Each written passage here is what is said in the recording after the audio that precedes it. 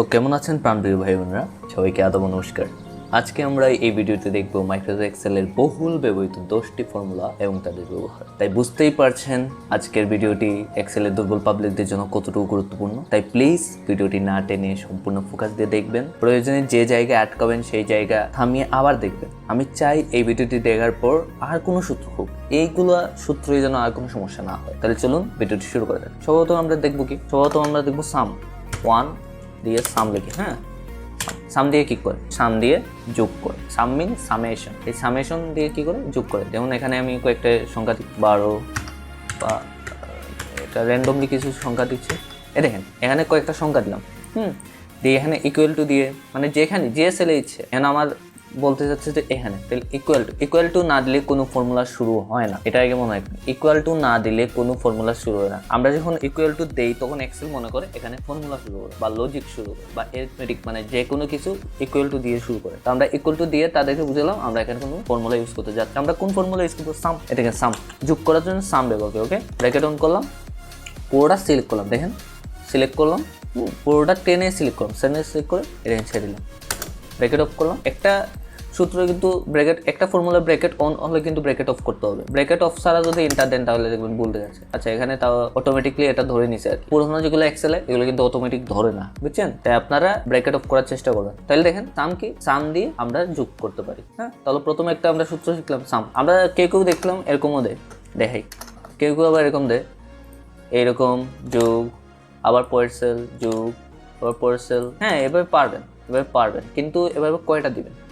কথা হচ্ছে এভাবে কয়টা দেবেন। এখানে যদি 1000টা থাকে, 5000 থাকে, তখন তো আপনি এরকম দিতে পারেন। তখন কি শর্টকাট সাম ইকুয়াল টু দিয়ে সাম দিয়ে এটা দিয়ে পুরোটা সিলেক্ট করবেন, সিলেক্ট এটা দেবেন। কোলন দিয়ে বোঝাচ্ছে B1 থেকে B4, এর রেঞ্জটা কত? B1 থেকে B4 এর মধ্যে যতগুলা সংখ্যা পাবে ততগুলো তুমি যোগ করে দাও। এই ফর্মুলা দিয়ে আমি সেটা বুঝলাম। ওকে, পরেরটা আমরা দেখি কাউন্ট। 2 দিয়ে কাউন্ট,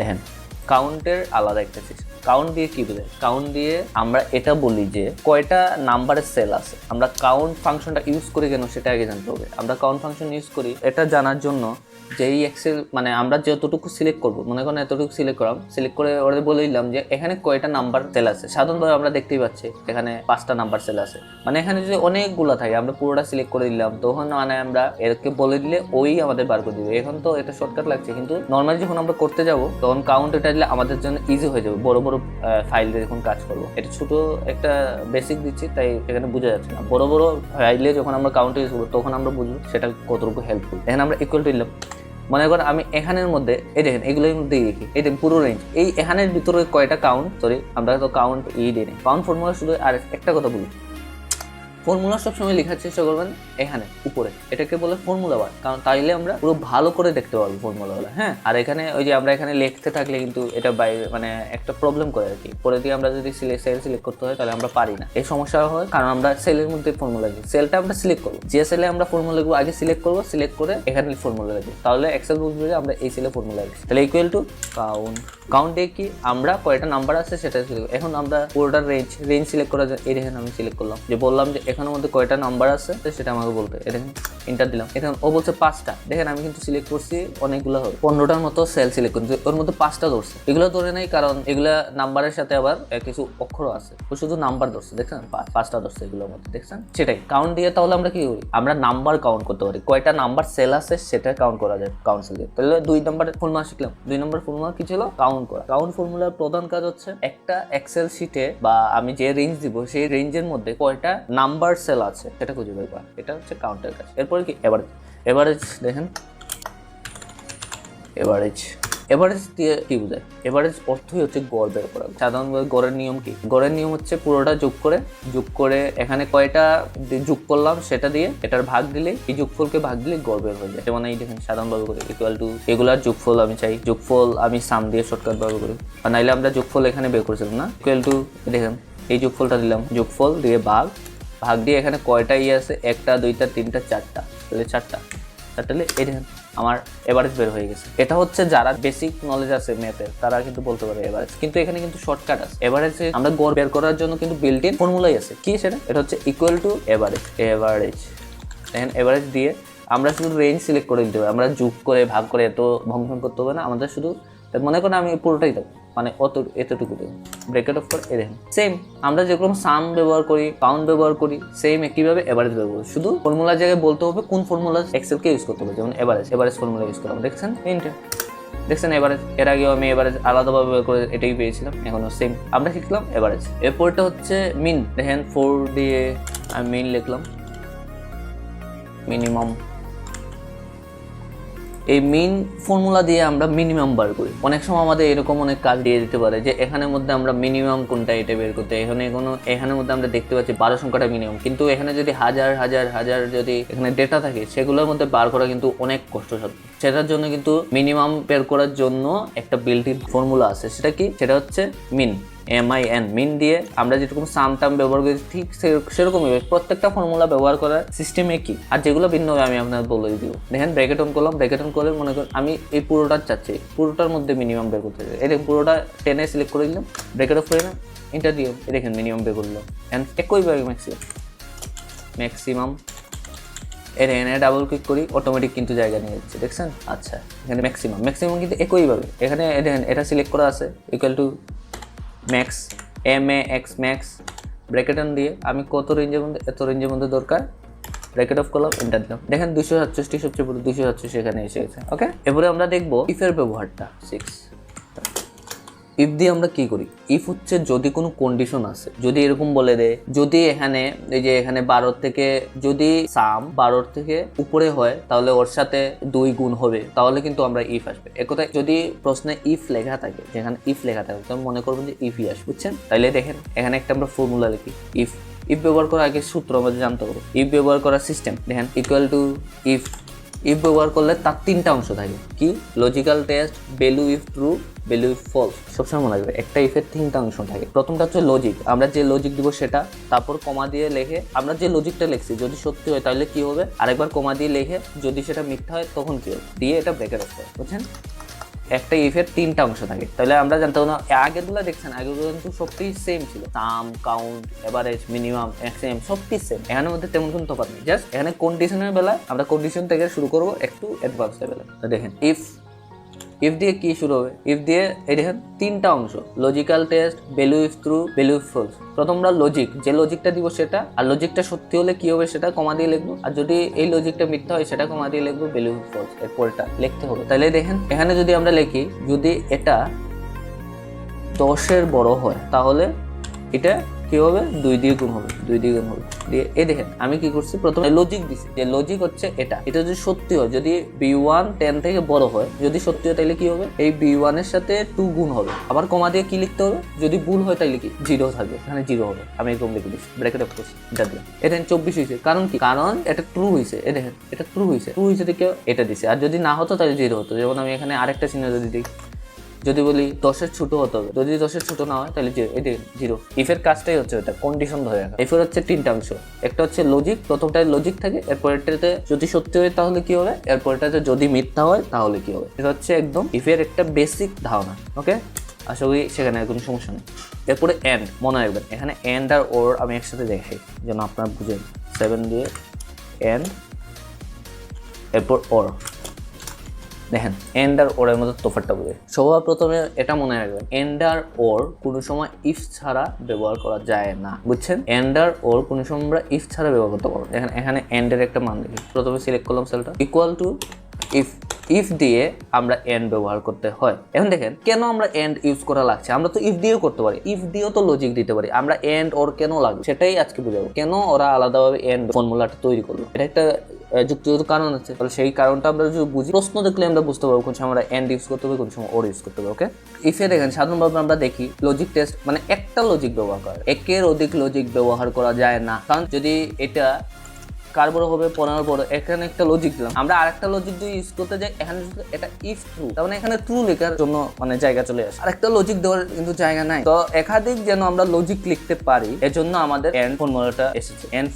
এসেছে, এজন্য যেন আমরা একাধিক লজিক এখানে ইউজ করতে পারি। ইফের ভিতর যেন একাধিক লজিক আমরা ইউজ করতে পারি। অনেক সময় তো হতে পারে আমরা একাধিক লজিক ইউজ করা লাগে, তখন আমরা কি করবো, তখন আমরা এন্ড ইউজ করবো। দেখেন এন্ড যদি দেখি এন্ড এই দেখেন এখন খালি শুধু লজিকই দিব, দেখছেন? মানে এক কথায় আপনি যখন রেঞ্জ দেখবেন, যখন একটা রেঞ্জ দিয়ে দেয় যে এটার থেকে এটার ভিতরে হলে, মানে এইগুলোর মধ্যে যদি 20 থেকে 100-র ভিতর হয়, যদি এখানে 20 থেকে 100-র ভিতরে হয়, তাহলে এখানে সামের সাথে একটা গুণ হবে। ওকে, আমরা এরকম একটা ফর্মুলা বানাই। দেখেন তাহলে আমরা একটা রেঞ্জ চলে আসে 20 থেকে 100-র ভিতরে হয়, তাহলে দেখেন 20 থেকে 100-র ভিতরে দিতে হলে দুইটা আমার ইউজ করা, কোনটা? এটা যদি 20 থেকে 100-র ভিতরে হয়, তাহলে আমরা আবার লেখালাম দুইটা লজিক লেখার জন্য কিন্তু আমরা এন্ড ইউজ করতেছি। আবার যদি 100-র ভিতরে হয়, এই জন্য দেখেন লেস দেন দিস কেন দিছি, কারণ 100-র ভিতরে আর যে 20-এর বড় হয় বা 100-এর নিচে হয়, তাইলেই তো 20 আর 100-র ভিতরেই হয়, তাহলে কি হবে?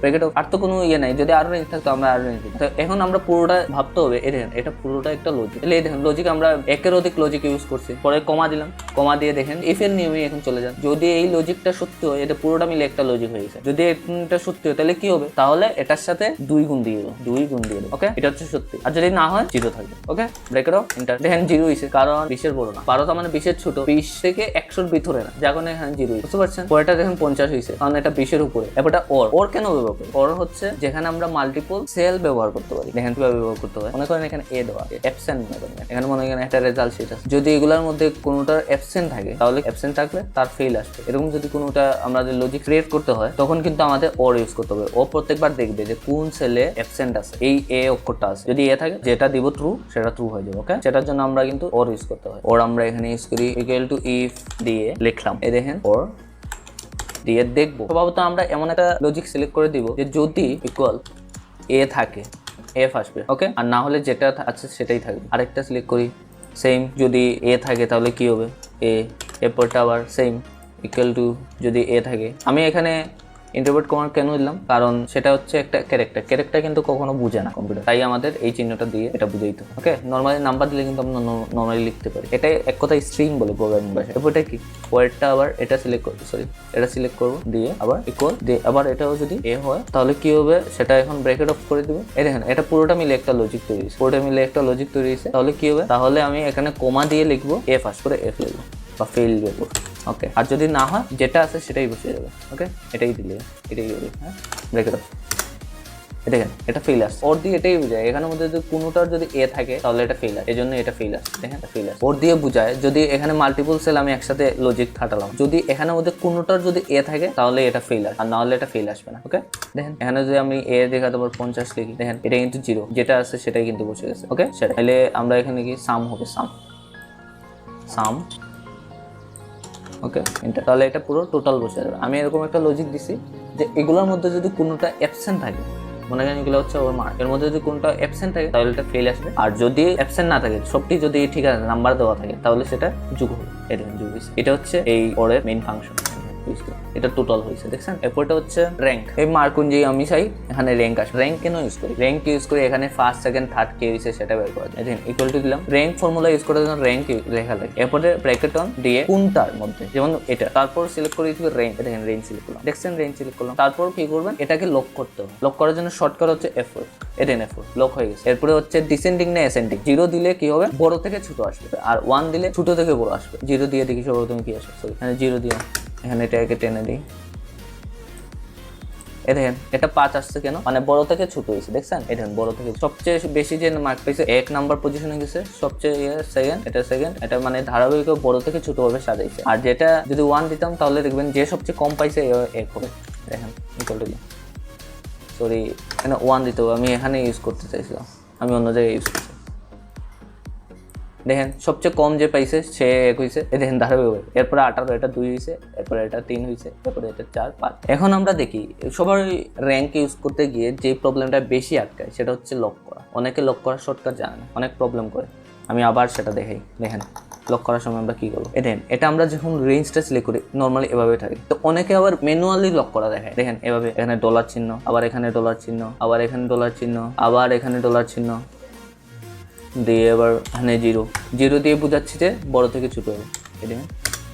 অনেকে ম্যানুয়ালি করে লাভটা কি আমাকে বলেন? ম্যানুয়ালি করে এটাই হয় প্রবলেম, যে যখন আপনি ম্যাক্সিমাম যখন সেল থাকবে তখন কি আপনি ম্যানুয়ালি এরকম ডলার চিহ্ন দিবেন? অবশ্যই সময় সাপেক্ষ একটা বিষয়। দেখেন সেজন্য আমরা কি করবো? জাস্ট রেঞ্জটা সিলেক্ট করবো, সিলেক্ট করে কিবোর্ডের F4 ফাংশনটা সিলেক্ট করবো। দেখেন F4 বাটন ক্লিক করলে আমাদের অটোমেটিকলি এটা লক হয়ে যায়, আমাদের আর কিছু করতে হবে না। ওকে, এন্টার দিলাম, কারণ এটা জাস্ট নিচের দিকে টেনে দিব। দেখছেন 1 2 3 4 5 র্যাঙ্কের নবে সিলেক্ট হয়ে গেছে। ওকে, তারপর কি মডুলাস। মডুলাস বলতে ভাগশেষ বোঝায়। যদি মনে করেন আমি এখানে একটা ভাগশেষ দরকার, এখানে আমি মডুলাস লিখি, মডুলাস অর্থ ভাগশেষ।